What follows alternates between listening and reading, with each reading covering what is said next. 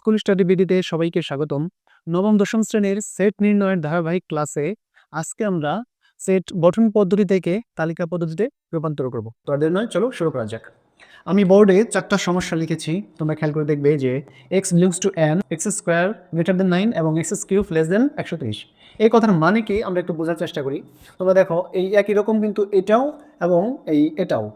এখানে কিন্তু x belongs to z এবং x বিলংস টু n, সেটা হচ্ছে x belongs to n, n মানে স্বাভাবিক সংখ্যা আর z মানে কি পূর্ণ সংখ্যা। তো আজকে আমরা এই 4টি সমস্যাই সমাধান করব।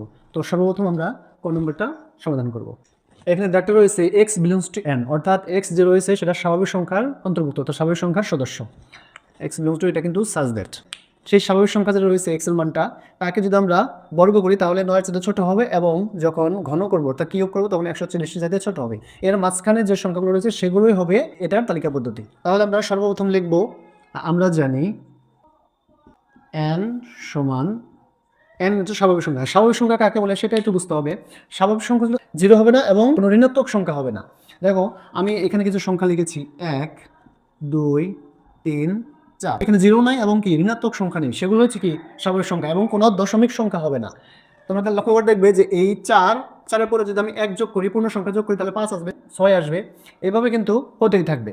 তাহলে এই স্বাভাবিক সংখ্যা কি অসীম, তাহলে আমরা এখানে ডট ডট দিয়ে আমরা দিয়ে দেবো, কারণ হচ্ছে এটা অসীম। এখন এই সংখ্যাগুলোর মধ্যে কোন সংখ্যাগুলো এই সেটের সদস্য সেটা আমরা নির্ণয় করবো এই যে শর্তগুলো রয়েছে দুইটা, সেই শর্ত অনুসারে। এখন x সমান 1 হলে কি ঘটনাটা ঘটে আমরা একটু দেখি। x যখন 1 হবে তখন x স্কোয়ার, তাহলে x স্কোয়ার সমান 1 এর উপর স্কোয়ার, ফল আসবে 1। এই 1টা রয়েছে সেটা 9 এর সাথে আমরা কম্পেয়ার করবো, 9 এর সাথে কম্পেয়ার করবো।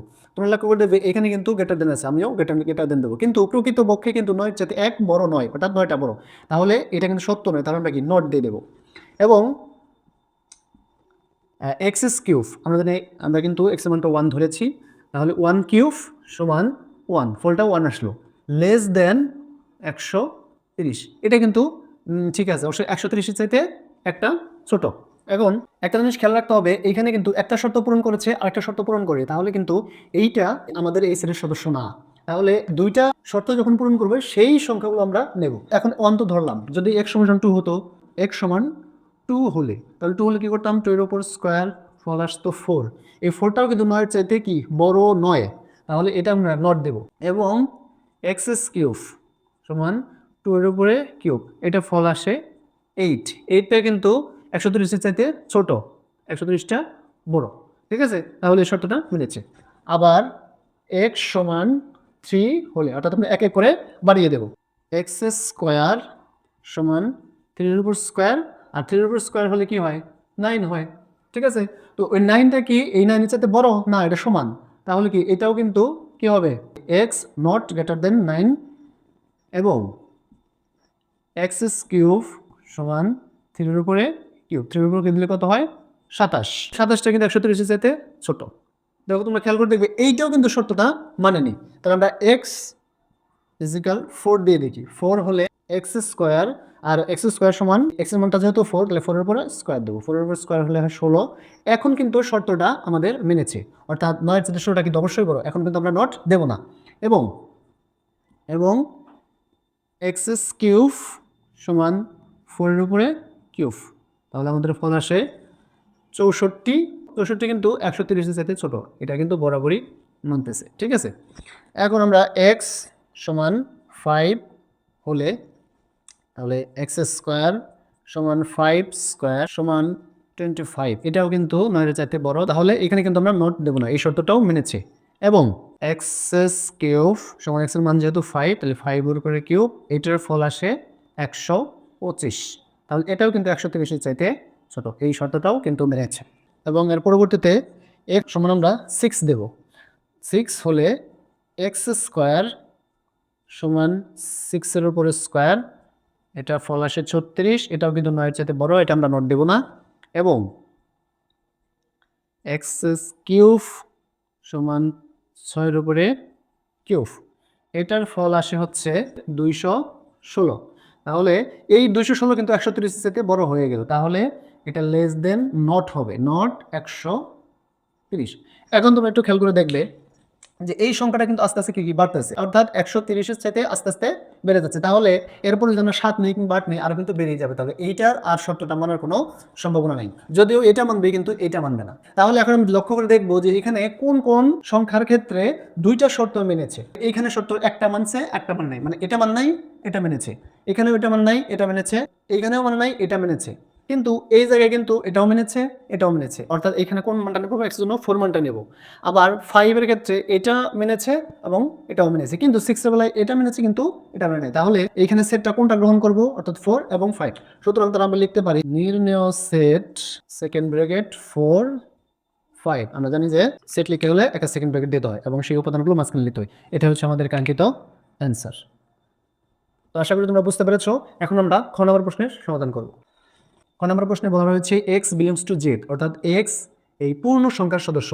কিছুক্ষণ আগে আমরা করেছিলাম x belongs to n, n মানে স্বাভাবিক সংখ্যা, আর ওইটা হচ্ছে পূর্ণ সংখ্যা। এই পূর্ণ সংখ্যার স্বাভাবিক সংখ্যা একটু পার্থক্য রয়েছে, সেটা হচ্ছে পূর্ণ সংখ্যার সেই সব সংখ্যাগুলোকে বলা হয় জিরো সহ ধনাত্মক এবং ঋণাত্মক সবগুলো সংখ্যাকে পূর্ণ সংখ্যা বলা হয়, কিন্তু দশমিক কোনো সংখ্যা নয়, অর্থাৎ অখণ্ড কোনো সংখ্যা নয়। পূর্ণ সংখ্যা মানে হচ্ছে কোনো অখণ্ড সংখ্যা নয় এবং শূন্য থাকবে এবং ধনাত্মক এবং ঋণাত্মক হতে পারে।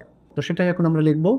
আমরা জানি জেড সমান 0 plus minus 1 plus minus 2 plus minus 3 dot dot dot.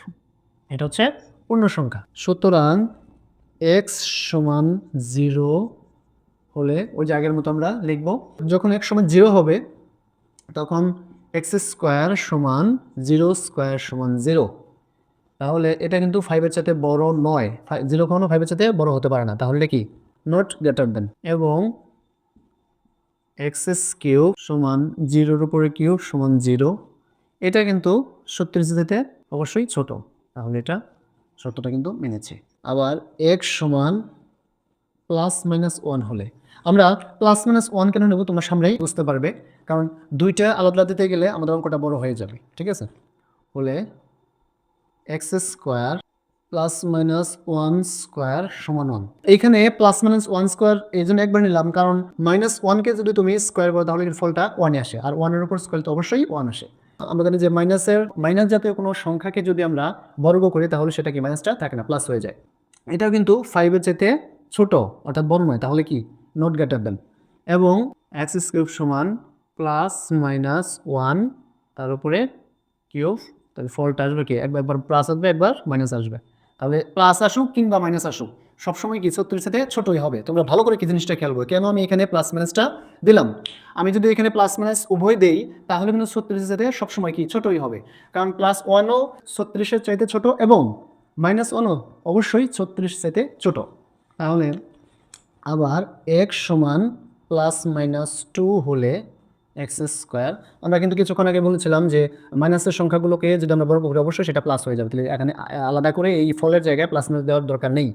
তাহলে প্লাস মাইনাস 2 তার উপরে স্কোয়ার সমান 4 5। দেখো এটা কিন্তু এই 4টা কিন্তু 5-এর চাইতে বড় নয়, তাহলে নট গ্রেটার দেন।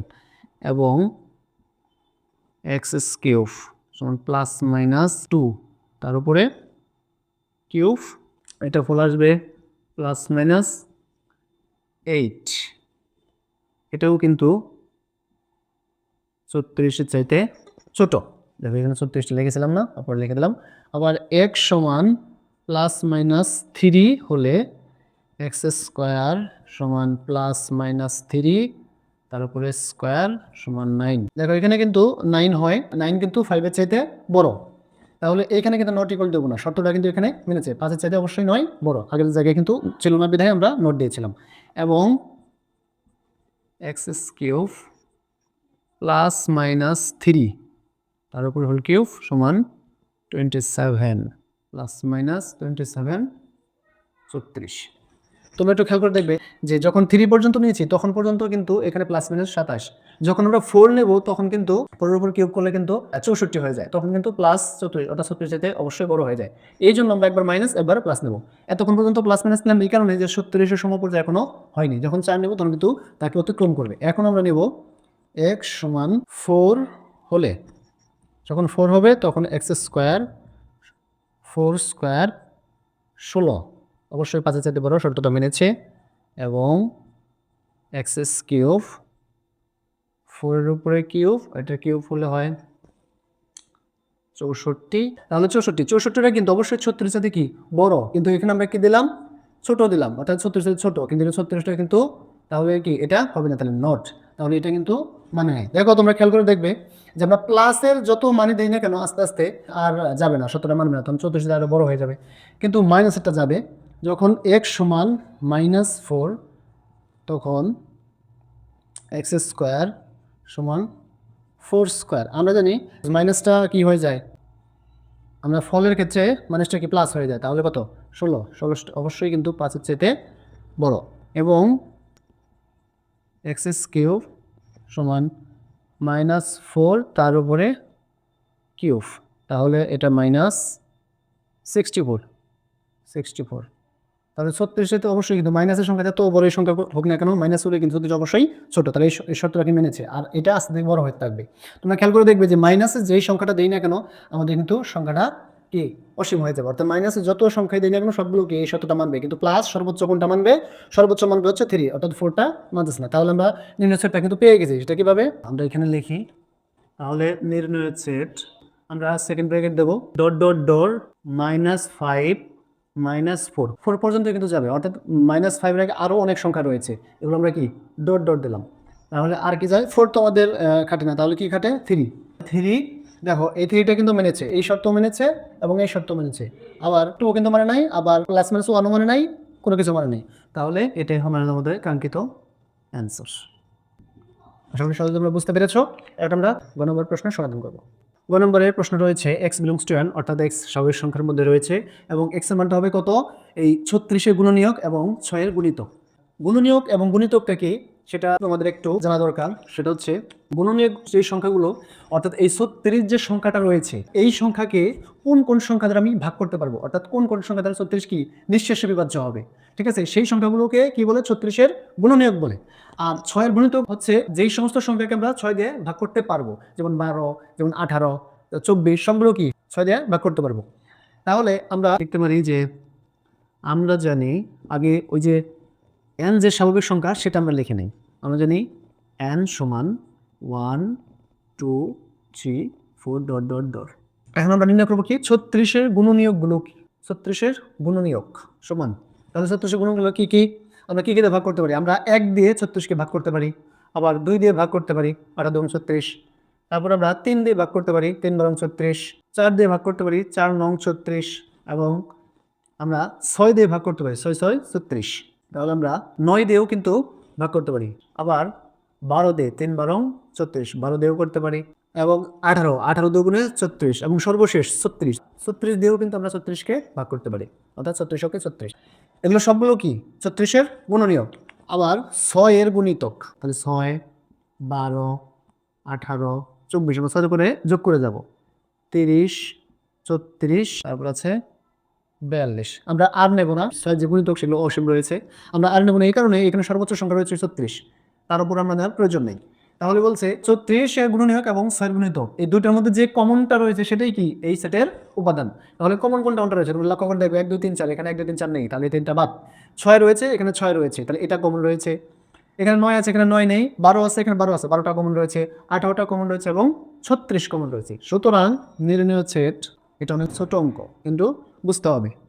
আমরা কত কত পেলাম কমন, 6 পেলাম, 12 পেলাম, 8 পেলাম এবং সর্বশেষ 36, অর্থাৎ এটা হচ্ছে আমাদের এটা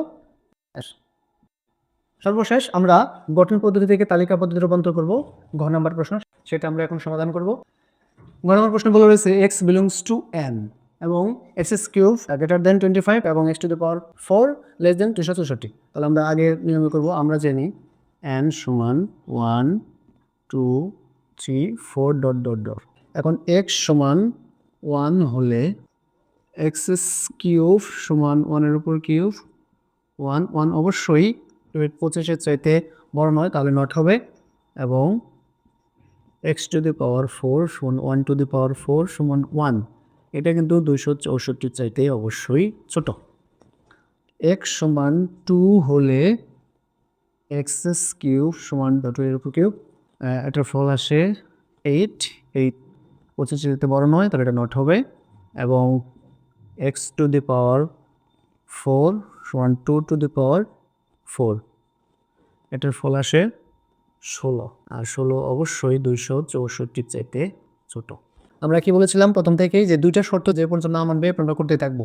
তাহলে এক্স সমান 3 হলে এক্স কিউব 3 এর উপর কিউব ফল আসে 27, এটা কিন্তু 25 চাইতে কি বড়, এবং এক্স টু দি পাওয়ার 4 সমান 3 টু দি পাওয়ার 4, এর ফল 81 কিন্তু অবশ্যই 264 চাইতে ছোট।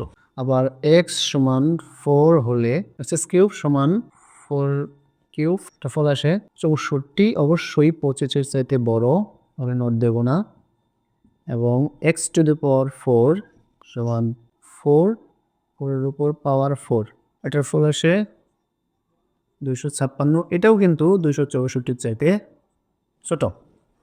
আবার এক্স সমান 5 হলে এক্স কিউব সমান 5 কিউব, এটার ফল আসে 125, এটা অবশ্যই 25 চাইতে বড়, এই জন্য নোট দিলাম না, এবং এক্স টু দি পাওয়ার 4 সমান 5 টু দি পাওয়ার 4, এটার ফল আসে 625, অর্থাৎ 625, এটা কিন্তু 264 চাইতে কি বড়, তাহলে এটা লেস দেন নট হবে, নট দেন 264। তুমি লক্ষ্য করে দেখবে আমাদের সংখ্যা নেওয়ার প্রয়োজন নেই, কারণ এখানে আমরা যত বড় সংখ্যা নেব তখন কি 264 আস্তে আস্তে কি বড় হয়ে যাবে, তাহলে আর নেওয়ার প্রয়োজন নেই।